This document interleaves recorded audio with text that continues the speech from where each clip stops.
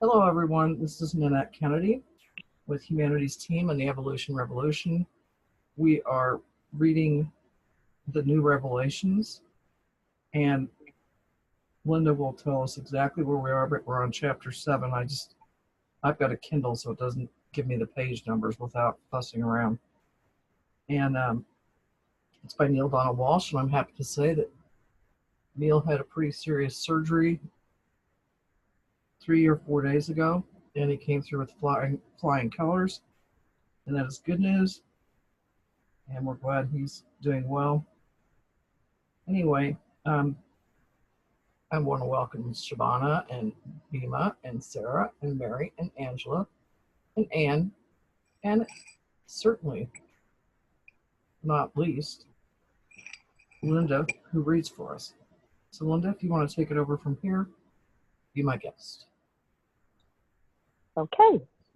Hello, everyone. So this is a New Revelations, a conversation with God. We're on chapter 7 at the beginning, and that should be page 59. This is Neale speaking to start with. That all sounds completely impossible. I'm sorry. I hate to throw cold water on all of this, but I don't see how we can achieve this. Are you willing to? Yes, but it just all sounds so overwhelming. You're just being overwhelmed now. It's just a question of what you choose to be overwhelmed by. Present conditions, which could destroy your lives, or magnificent ideas that could recreate them. Well, when you put it that way, that is the only way to put it, because that is the way it is. Here is the question before all of humanity right now. By what do you choose to be overwhelmed? Do you wish to be overwhelmed by something coming at you or by something coming from you? You are right. This does all sound overwhelming. It is supposed to be overwhelming. With this force, the force of your ideas, the power of new beliefs, you can overwhelm all the negativity in the world. Well, I hate to bring this up again, but that's what organized religion says that it can do. I don't want to belabor this point, but there are those who believe that the reason we are failing in our efforts to create the life that we want on this planet is not that religion has failed us, but that we have failed religion. Well, let's look at that. Organized religion has been around for thousands of years. It has touched many individual lives, but in your collective society, it has changed little. As a group, you are still dealing with the same problems that confronted you at the beginning. The problems of greed, envy, anger, righteousness, inequity, violence, and war. Most organized religions have not led you away from these behaviors, but more fully into them. In some cases, they've actually justified them, even by their own example. Religion, it was hoped, would bring your world closer to God, creating a sense of communion with the divine. Yet many organized religions have not done that. They have touched some individual lives in this way, but your collective society experiences not communion, but estrangement, not unity with God, but separation. In some cases, it is organized religion that actually teaches separation from God. Religion, it was hoped, would bring people closer to each other, producing a sense of community and integration. Yet many organized religions have not done that. They have touched some lives in this way, but your collective society has experienced exactly the opposite.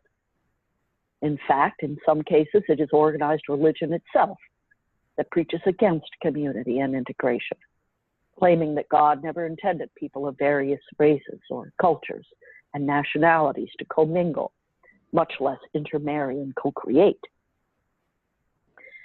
It was hoped that religion would bring your world a greater sense of joy and freedom, but in too many cases, it has not done so.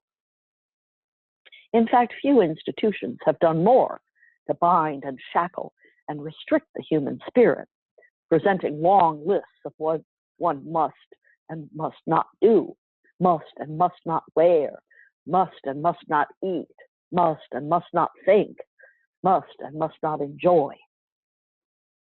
Indeed, some organized religions have encumbered many human joys with guilt by proclaiming that much of what you love is bad.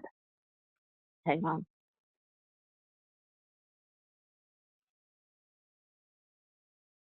Money is bad, power is bad, sex is bad, music and dancing is bad. In some places, even being seen is bad. Cover yourself, hide yourself, protect yourself, be ashamed of yourself. These have been the lessons of so many of your religions. These have been their teachings. Yet the real message of God is not shame, intolerance, exclusivity, separation, and subjugation.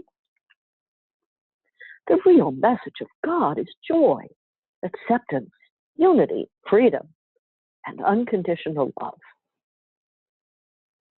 Most of the killing and most of the dominion and most of the suppression and most of the terror on your planet has been carried out under the banner of organized religion and in the name of God. The 200 years of the Christian Crusades are a prime example, during which people were slaughtered in the name of Christ. Yes, former US President Bill Clinton said in a speech to students at Georgetown University in November 2001 that the international terrorism of today, which had only just then reached the United States, dates back thousands of years. Quote, in the First Crusade, Mr. Clinton said, when the Christian soldiers took Jerusalem, they first burned a synagogue with 300 Jews in it, then proceeded to kill every woman and child who was a Muslim on the Temple Mount. I can tell you that story is still being told today in the Middle East, and we are still paying for it. This kind of religious insanity continues to this very day, on which you murder with the invocation, Allah is great. The enormous irony and the immense sadness is that some humans do not even see the contradiction. This is the effect of your organized religions of exclusivity and righteousness and retribution have had on you. They have solved nothing.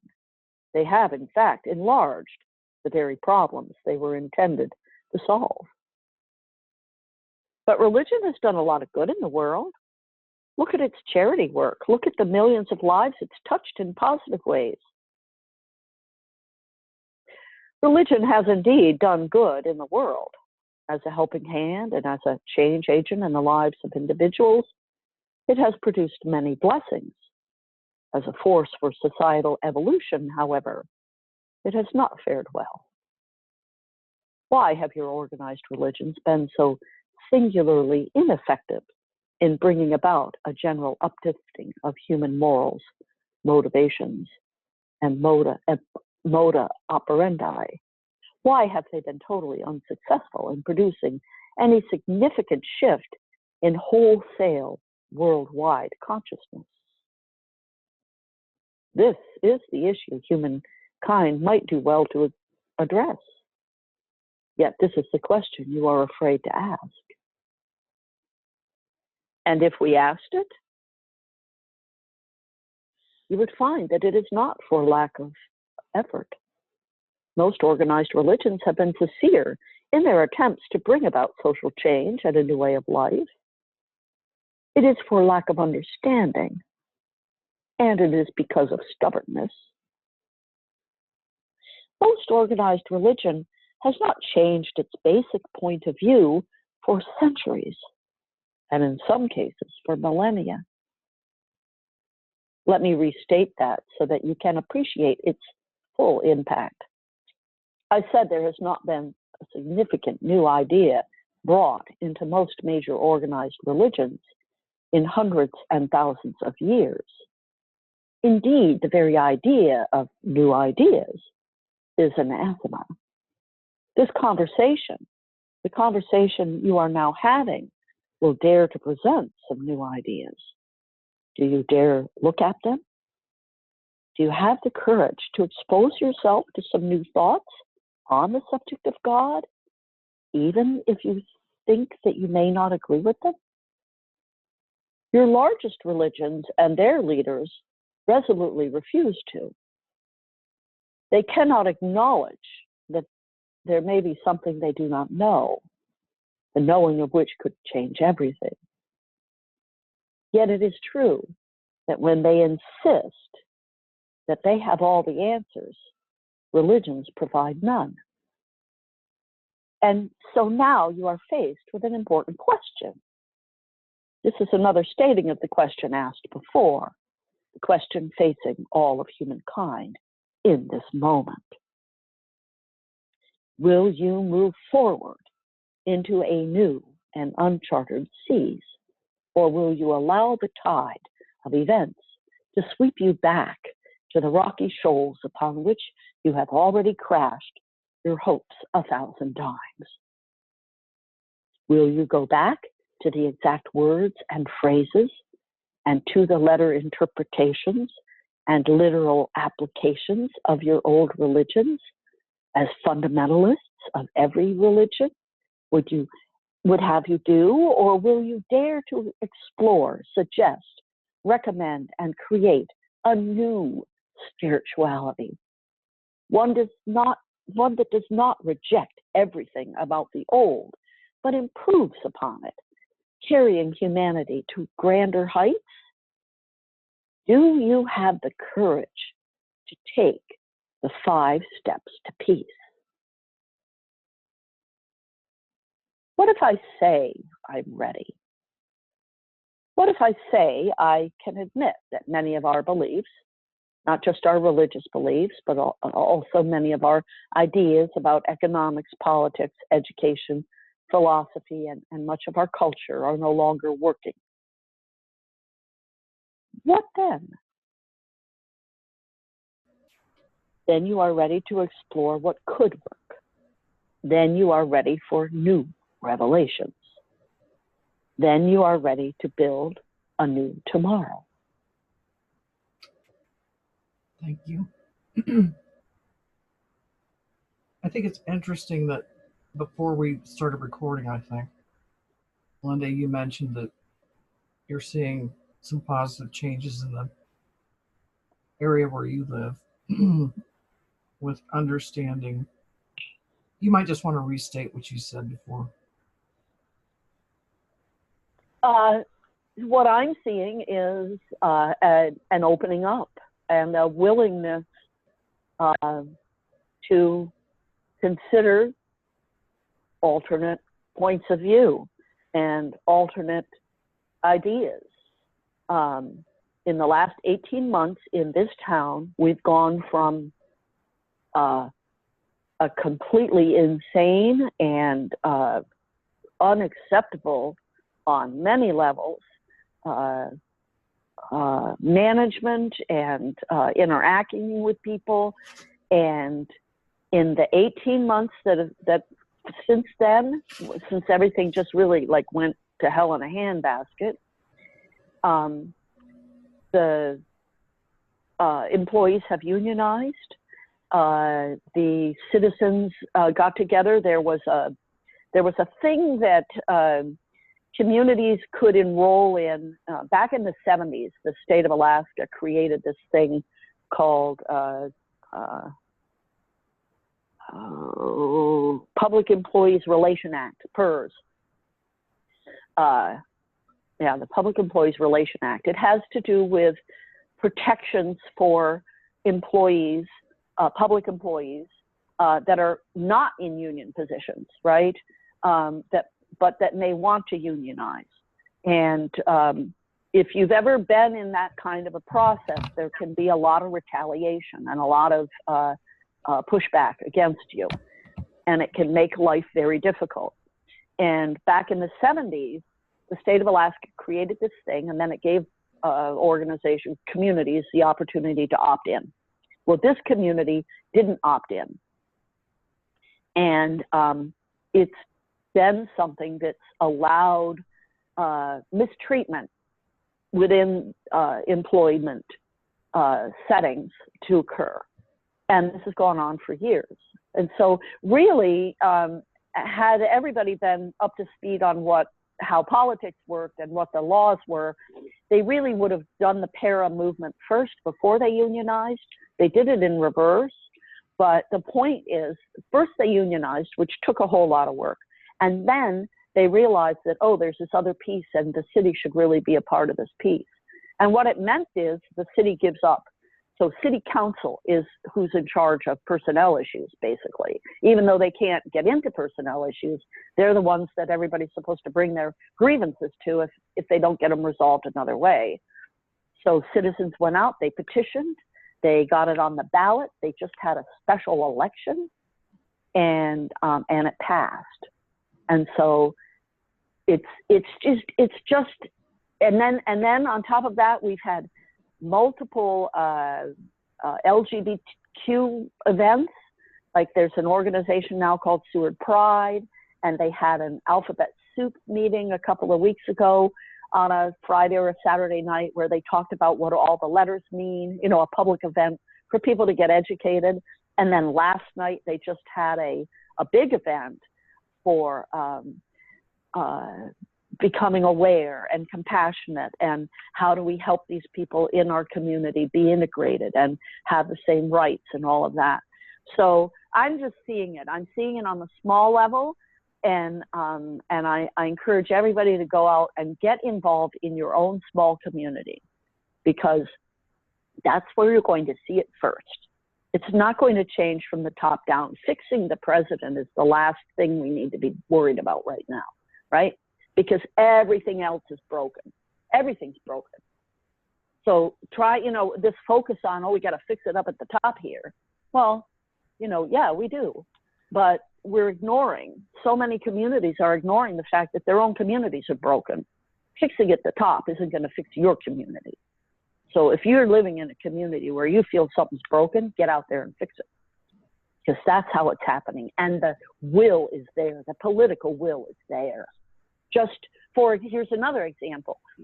5 years ago, you know, back in the, just past the turn of the 19th century, 1900s, they built a hydro plant here in this town because the army was here, and we were worried about Russia, and there's a fort here, and they built this hydro plant to produce power, right? And then, you know, over time, it became abandoned. There became other options for power, and so then they buy electricity somewhere else.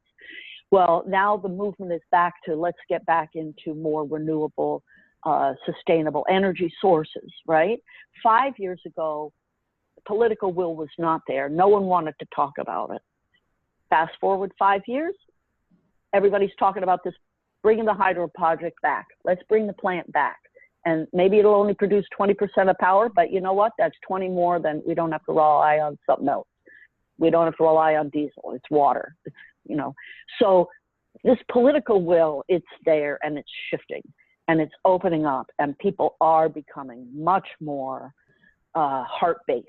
You may not see it in Washington, but it's happening. That was probably more than you wanted. No, but that's great. That's great. Does anybody want to add to or comment to Linda's?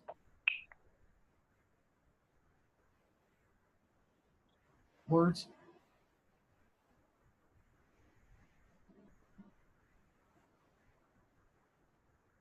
Oh, sorry, I was on mute.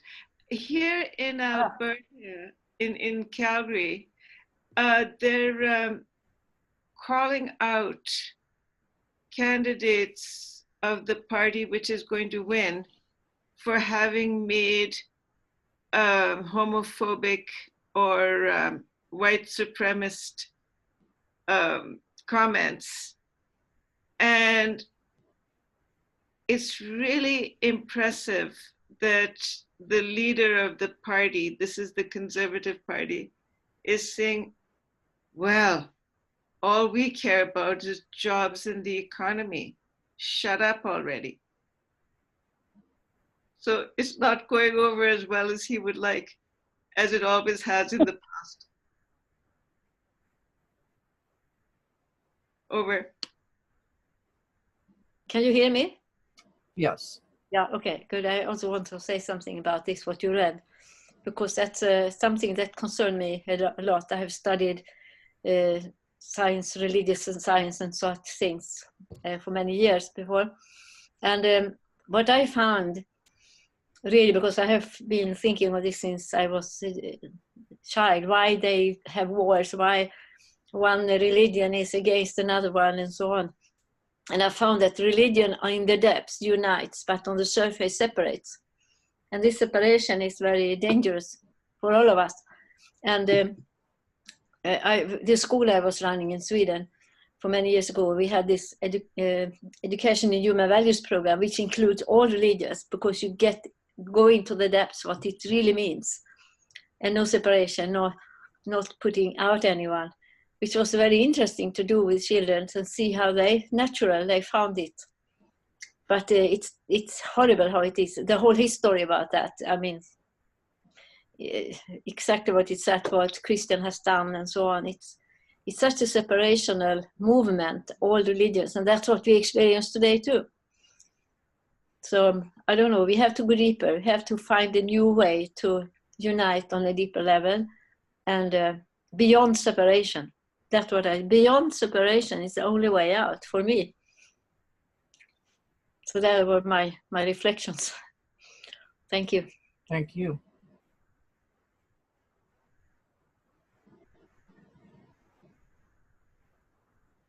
Does anybody else want to add to this?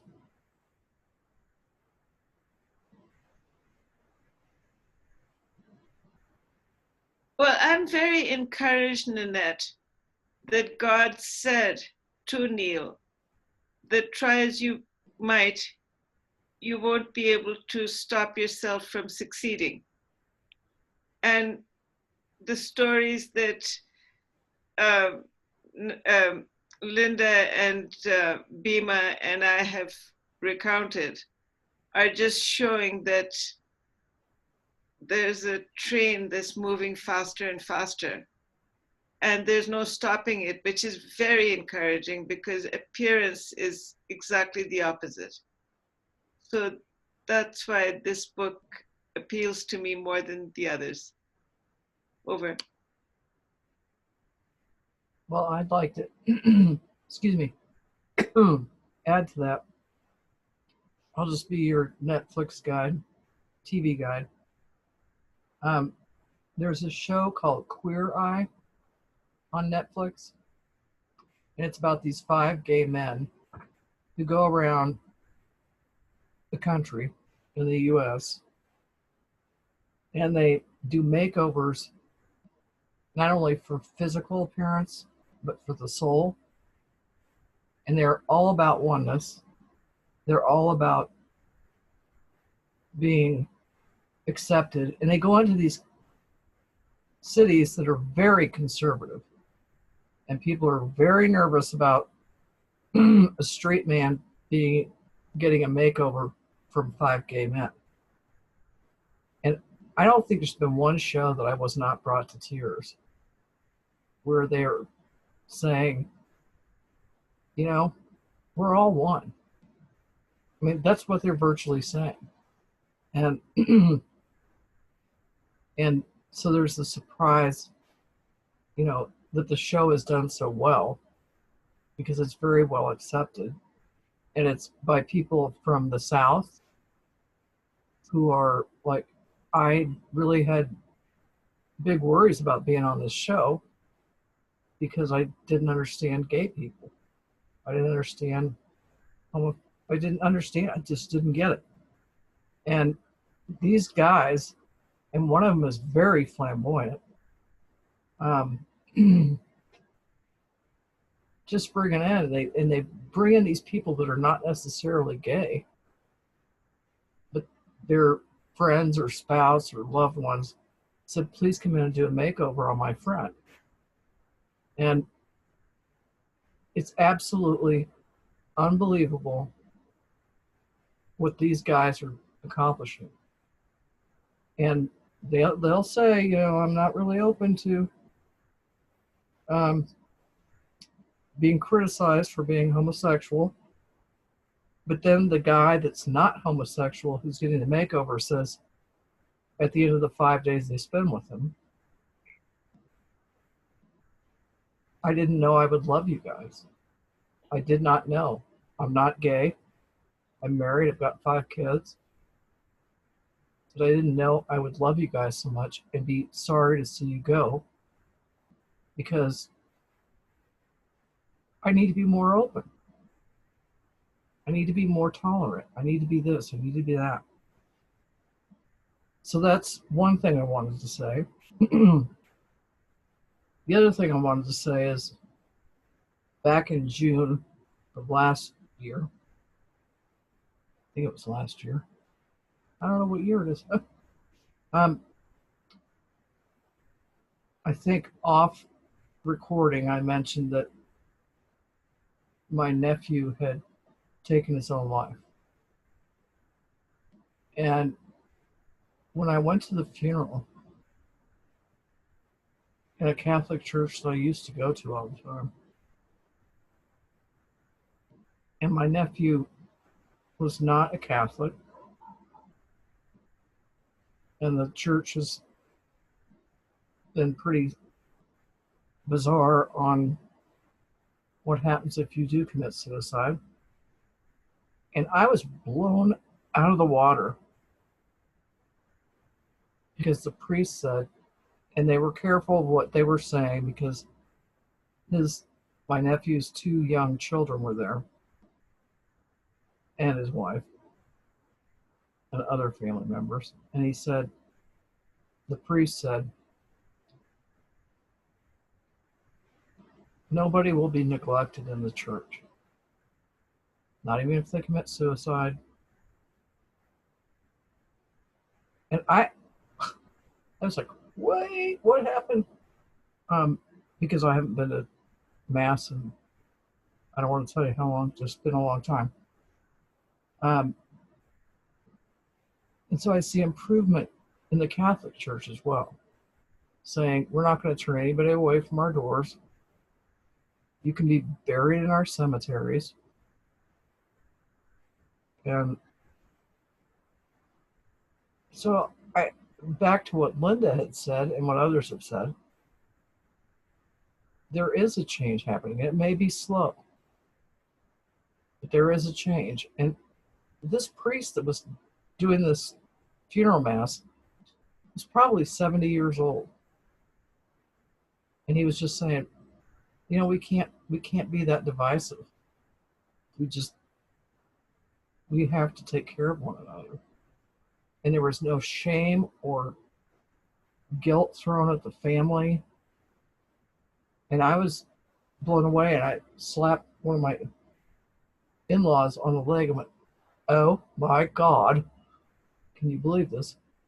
And anyway, so I do think things are changing, and that's my 2 cents worth. Over. That's a phenomenal story, Nanette. It's really something, especially from an older priest. Especially. Yeah. That's really hopeful. I know. In fact, I wrote to Neil about that. I said, Neil, because I said, I want to tell you a story about Catholics and suicide. Because, and I was raised in the church. I already know your story. I said, no, you don't. And I told him what I just told you guys. And he goes, I'd love to be able to talk to that priest. And I just think, you know, and I'm not saying it's just for older people, but I think some of our elders are going, what the heck are we doing? You know, why keep this woman and her 2 children that have been Catholics all their lives? The dad may not have been, but why boost him out of camp? And so I do think there are improvements being made, as Linda was saying about her town, and Shabana, you were talking about in Bima. It's all there, because I think deep down in the end, that's not what we really want. We don't want the hatred. We don't want the separatism. And though this book is a little dated, I think there's hope. And I think that's what we need to keep our focus on, is there is hope. Not everybody all the time is going to be thinking this. And as, again, your Netflix advisor, there's a television show called Greenleaf that Oprah Winfrey produces. And it's one of those big mega churches, mostly black. And some of these issues come up. And the younger people, I'm going to include myself in that category, but people in their 40s are coming forward and saying, I can't buy this. I can't do this. I can't say I'm going to be negative against gay people. I can't say I'm going to be negative against climate change. And the elder generation is like a little bit freaked out, but then they start to come around. And I think even our media is attempting to say, wake up and smell the coffee. You know, and of course, Oprah Winfrey is going to be, how do I say this? Oprah Winfrey is very much a spiritual person and wants things to change. And she's shown us that with Eckhart Tolle, Deepak Chopra,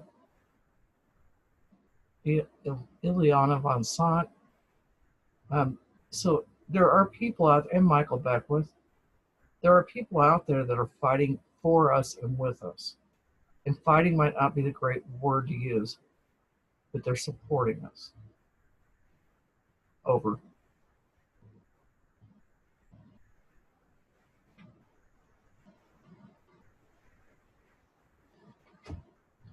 Roger that.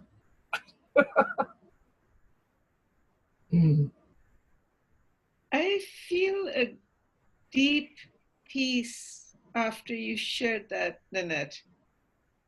Just the truth and the sincerity of your delivery resounded in me. Thank you, Shabana. And I think everywhere, Nanette, not just in this group.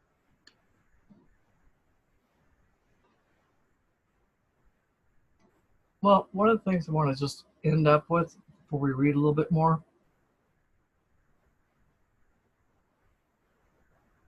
I think we all have to have hope. It's when we throw our arms up in the deep end of the pool, deep into the pool and go, I'm given, I'm done.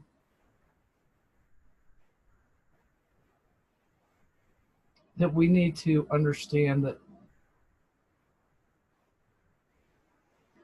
we're all different in some ways, but we are all much more alike. You have somebody die, it breaks your heart. You have something happen to you, it also breaks your heart. If you're in a circle of people that care about you, it breaks our hearts. And we need to stick together and keep moving forward. Over.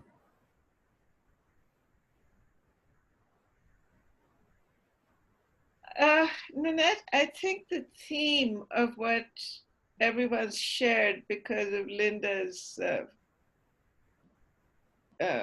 initial joy is that there is consciousness with a capital C, and that the name of God is also Nanette, Sarah, Mary, Angela, Bima, and Linda and Anne, that every one of us is equally powerful and willful in wishing, bonding, and a common purpose of evolving for everyone's benefit upward. So there's really only one option that everyone has, no matter how much they oppose each other in political terms, or the greed of the businesses that benefit from exploiting cheap labor in third world countries. Essentially, the story is this, that we want to live, and it doesn't matter how you define it.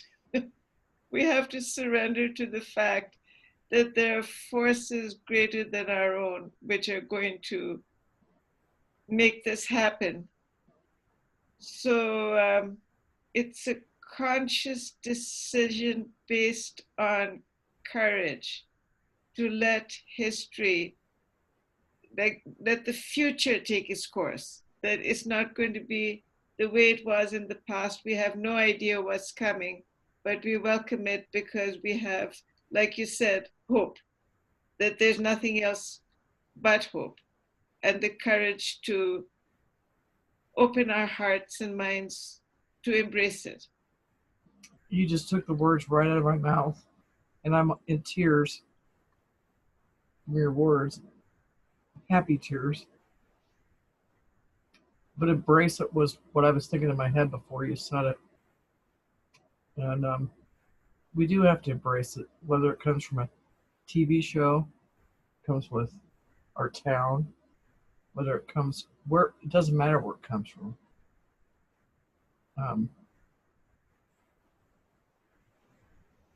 I just had an image, Nanette, as you were talking about embracing.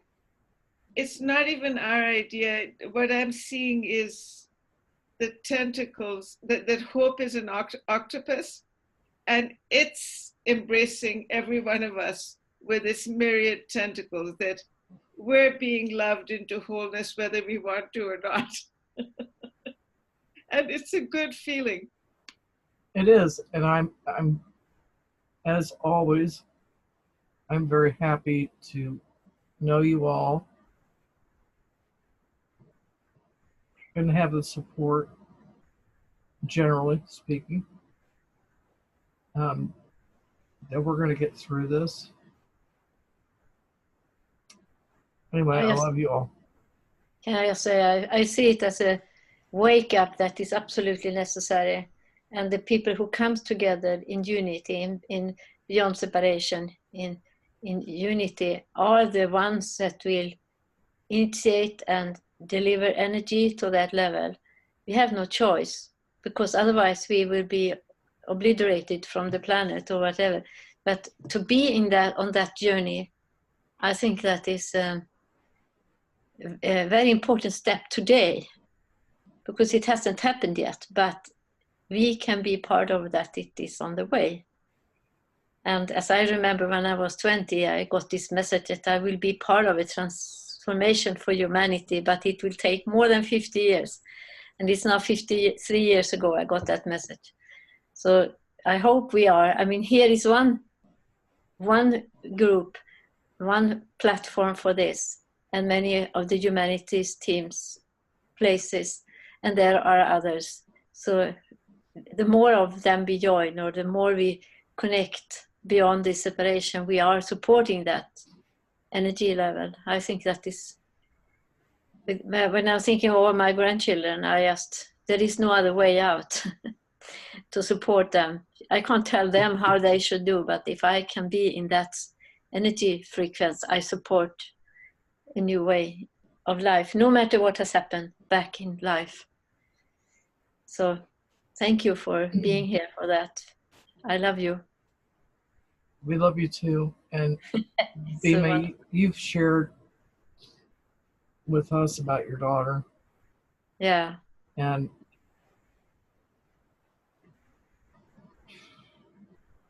yeah. if I were younger, I'd say I'm about ready to have my period. But it's really touched my heart that you've been so open about that.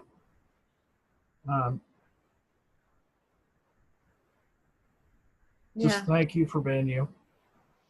Thank you. And the guy I have been together with now, who has been here holding workshop, he was the one that asked for, so went to my daughter and asked for the advices in life, because he's a Sufi master and they go to dying people. And that's what she said, be alive and do what you really want to do now.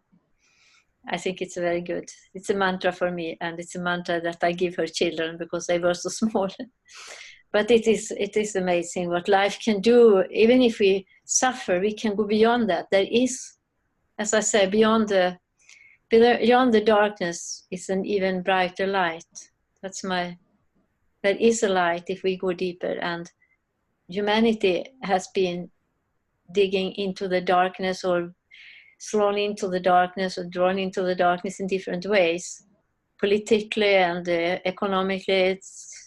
It's actually difficult to understand how human beings has behaved on the planet. And now is a new call it new age or Sat Yoga, whatever we call Whatever it. you want to call it. Yeah, so we are part of it. That's why we are here. That's why we are reading these books. I know. And Bima, I have a friend that lost a child when the child was only 3 years old. Oh. And she's told me the story a couple times over the years. Yeah. And and she says, I'm not wallowing in sadness. I'm wallowing, and I'm blessed. Ah. Yeah. And, yeah.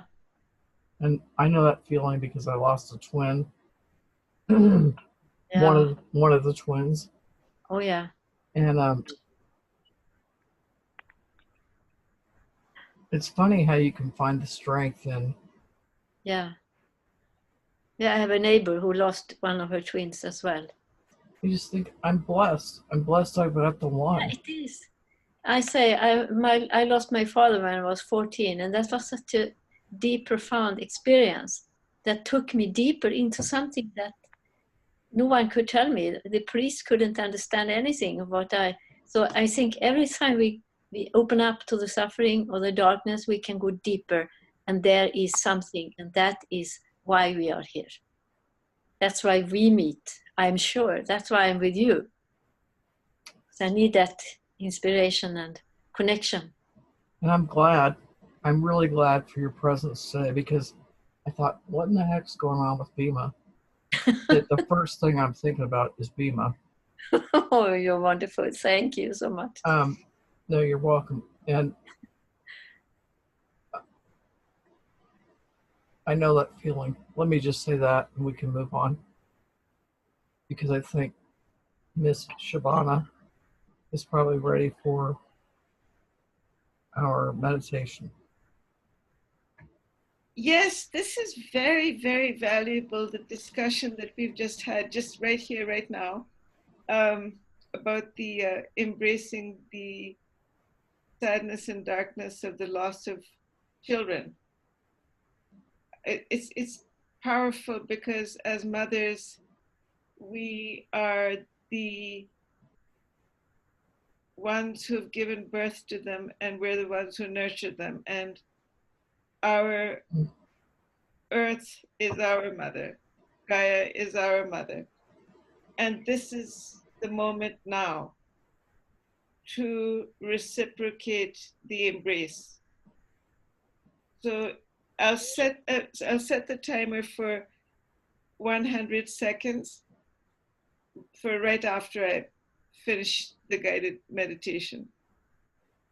Lord God, we are dealing here and now with a spiritual crisis which has appeared as global warming.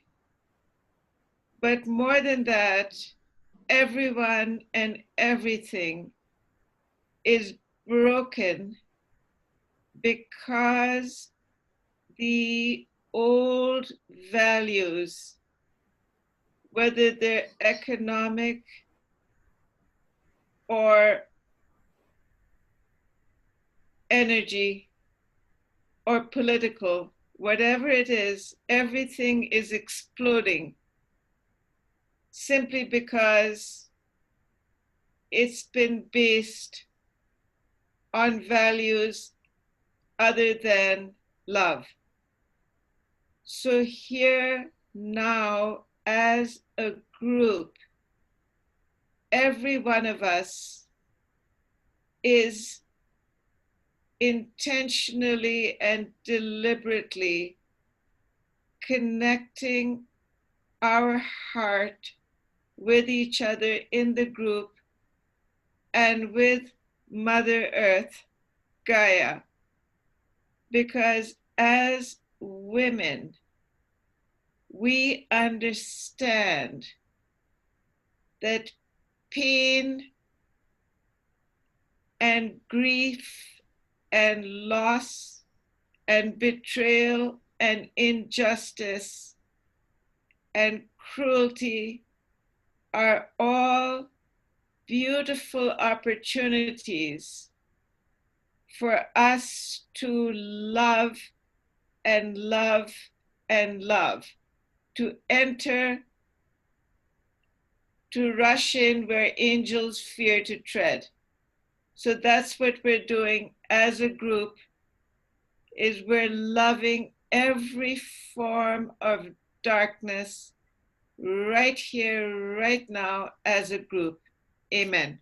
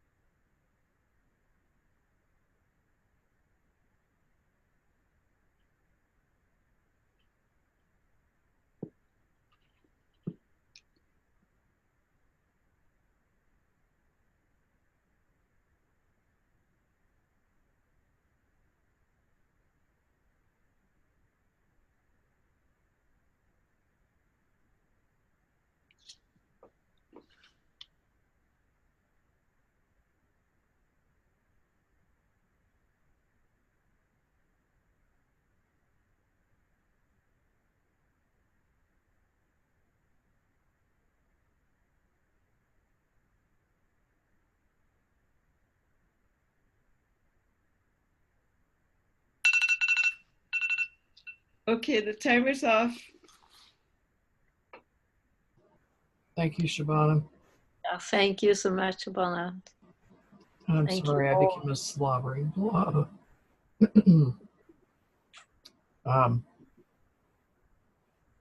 But we are a very tight group. Yeah. We help each other. I love you all.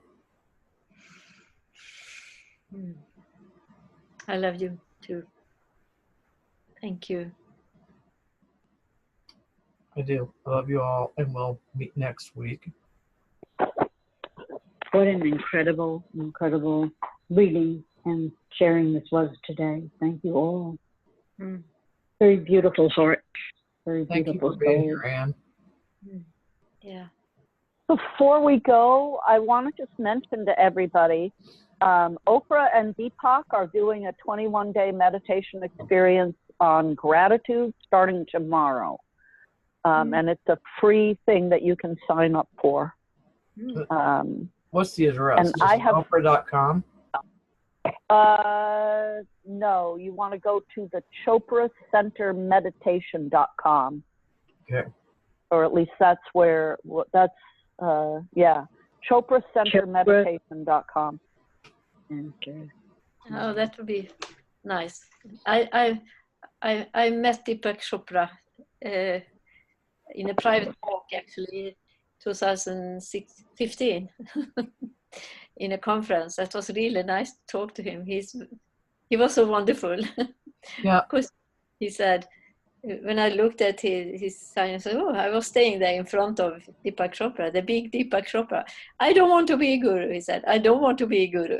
And think he's including many people. I like that very much. I love that guy. That must be a really wild combination, Deepak and Chopra. Yeah. Energetic. Well, one of the things that I remember so vividly is when Wayne Dyer was still living. He said, Deepak, you got to meet this woman named Oprah. You just got to meet her. And apparently at this point he had not. And he said, if you guys got married, her name would be Oprah Chopra. Oprah Chopra. Oh. Okay. Anyway. Yes, thank you. I love you guys. And I'm not pulling favorites here, but Bima, I'm really glad you were here because God knows why you were the first person on my mind today. Wonderful. So let's all just keep in touch. Yeah, And sure. Mary and Angela and Shabana and Sarah and Linda and Anne. Love you all. Thank you, everyone. You too. Love you too. Love you too, Yvette. Have a good week. Next Bye. week. Yeah. All right. Bye. Bye. Bye.